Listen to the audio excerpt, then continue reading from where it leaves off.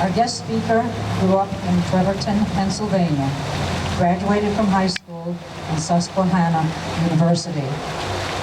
After graduating from Temple University Medical School, he served his internship at Northeast Hospital in Philadelphia.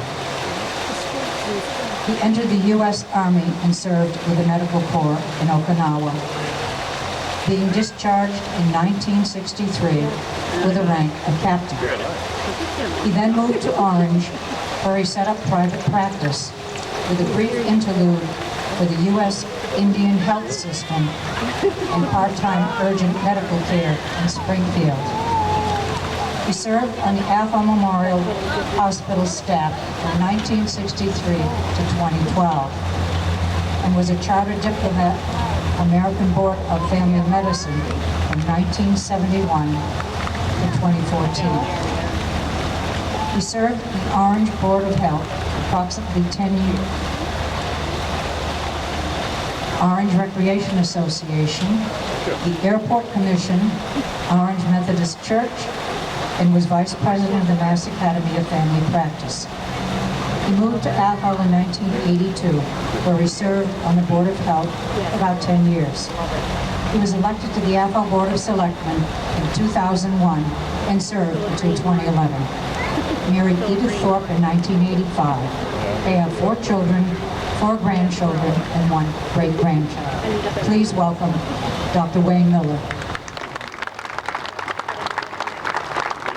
Thank you, Tony. I will excuse the band from listening since they've heard most of this before. Just phone out or whatever it is you do in history class, if there is such a thing as history class. I'd like to take back. I'm going to take a little story of how veterans impact our society and our country. And we have to go way back because it wasn't until just a short while ago that the true impact of this story will have been realized. So I'm going to tell you the story of a Massachusetts farmhand who left the farm in 1775 to fight for independence. He fought at the Battle of Lexington, the Battle of Bunker Hill, and the Battle of Saratoga, and probably a number of smaller ones in between. Being wounded in the war, he left the service in about 1780 and tried to return to a farm. What he found, along with many other farmers who tried to do the same thing when the war was over in 1783, is that they came into a depressive type of economic society. There was no money, there was no country. There were only now 13 states instead of 13 colonies, and none of them had a federal control.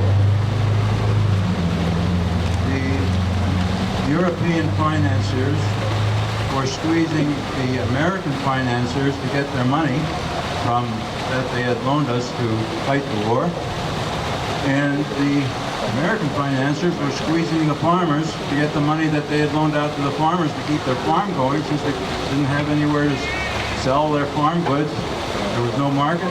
What they could sell was at a low price.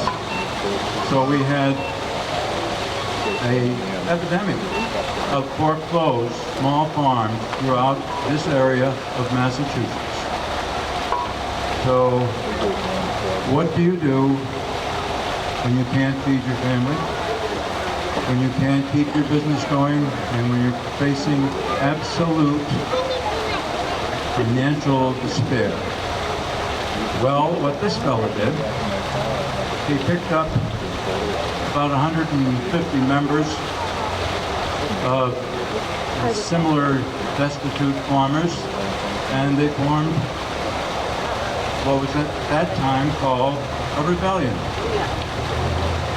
They didn't know what to do, so they thought they'd march on some type of a government property, and they selected the courthouse in Northampton, which seemed to be somewhat well run, and the armory in Springfield,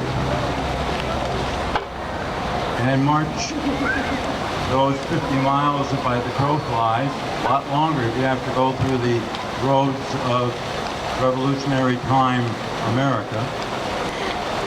And they headed there. Well, we had a very governor at that time who was very anti-debtor. So what he did is he went and found some money somewhere and hired an army, just a band of mercenaries. If Daniel Shea had had some money to hire these mercenaries, we might be talking totally differently right now.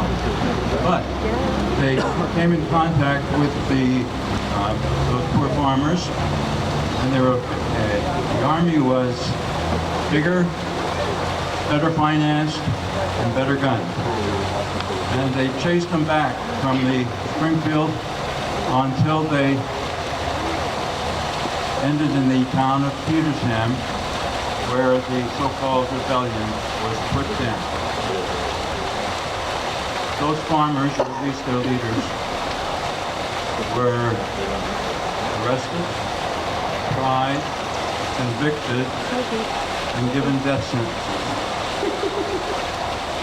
Now, let's leave that right there for a moment.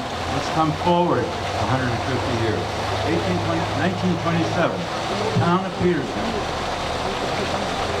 The town of Petersham gave permission to have a monument established.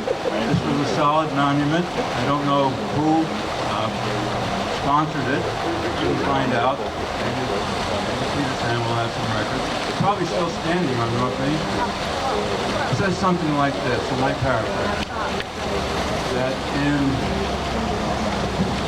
1787, Daniel Shea's rebellion was stopped by the Army of Massachusetts, and goes on to say that true liberty comes by the following of law.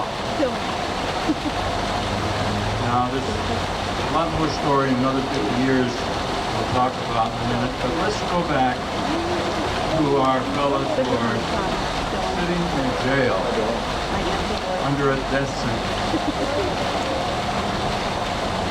What happened? Well, people like you, voters,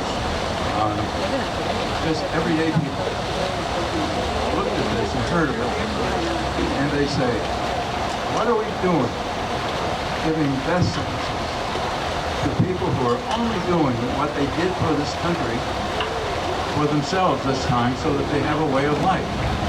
They're just trying to get away from unfair and destructive taxes. And next year, a strong anti-debtor governor was voted out of office. Governor John Hancock was brought in, who was more of a pro-business person. The country as a whole, so we say the group of states, decided they had to do something. We had to have some way of governing the federal system. They put together a constitutional convention, and within a year established our system of laws that we now follow today, called the Constitution. And just as important, George Washington came out of retirement as he saw that we did need a strong federal hold. Now, we don't know whether Daniel Shea was, what situation would have been if Daniel Shea hadn't gone on his so-called rebellion. As they talked, but we do know he was a catalyst.